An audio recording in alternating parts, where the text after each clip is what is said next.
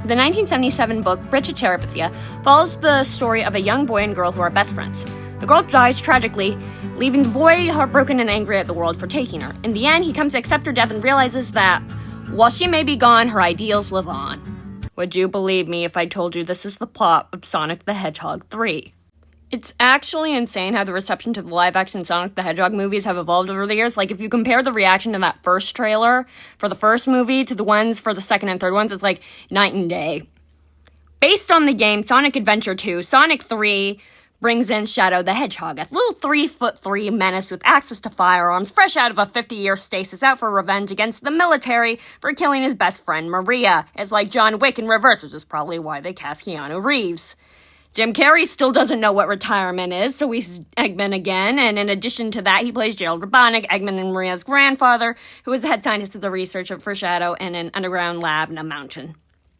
It's revealed that Shadow and old man Jim Carrey's plan was actually to blow up the Earth, the rest of humanity, and themselves in extension, because they're so far gone in their grief of losing Maria that not only can they just not bear to live in a world without her, but want to drag the human race itself down with them. Somehow, they still got the PG rating.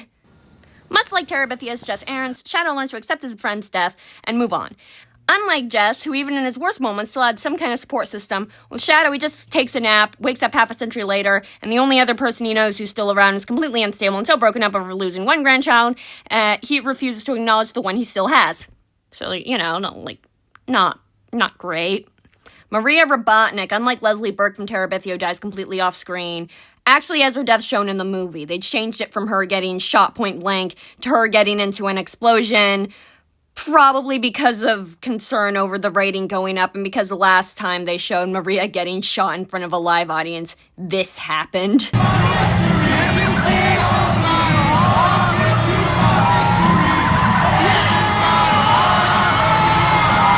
Part of what makes what happens to Leslie sting so much is how sudden it is.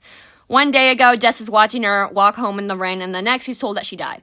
The same applies to Maria with a little more preparation, but even then, it's not much. In the games, they have her give Shadow, some last words as she dies. In the movie, she doesn't even get to scream.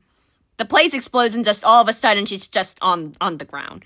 You still can't really get a look at the damage because of the lighting and the way the camera is angled, but it's still very, very obvious that that's her corpse.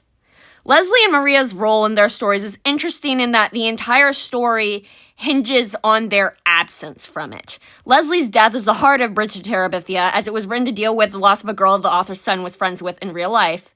Maria has even less screen time than Leslie, but you can still feel her presence throughout the entire movie. Everything Gerald and Shadow do is for her and getting her justice in what ultimately turns out to be a self-destructive way. The movie does a great job in giving Maria a bit more personality than she does in the earlier games she's in, with both the movie and more recent games like Shadow Generations going into more detail about Shadow and Maria's lives in the lab. One thing I like that the movie adds in is that Maria almost exclusively has roller skates on, and it's implied in both the movie and the game that Maria was the one who designed Shadow's air shoes, which are basically skates, but they hover, and since both were made around the same time, that was probably intentional.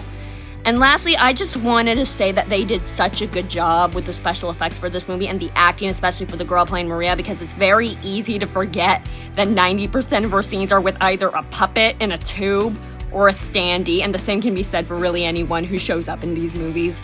As movies for kids that deal a lot with grief, Bridge of Terabithia and Sonic 3 do it very differently in wildly opposite genres, but in the end, I think they're both really good entry points for discussing these sorts of things to kids. And thank you for watching and have a nice day.